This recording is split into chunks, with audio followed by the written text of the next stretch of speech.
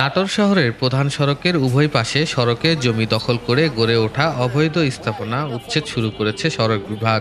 সড়ক বিভাগের উপসচিব ও নির্বাহী ম্যাজিস্ট্রেট আশফাকুল হক চৌধুরী ও নির্বাহী প্রকৌশলী কামরুল হাসান সরকারের নেতৃত্বে সড়ক বিভাগের পৃথক টিম সকাল থেকে শহরের ফুলবাগান ও খ্রিস্টান মিশনারিজ হাসপাতাল এলাকা থেকে উচ্ছেদ অভিযান শুরু করে। উচ্ছেদ অভিযান শুরু হওয়ার পর অনেকেই তাদের অস্থায়ী স্থাপনা সরিয়ে নেন। অভিযান চলমান থাকবে বলে জানান নির্বাহী প্রকৌশলী।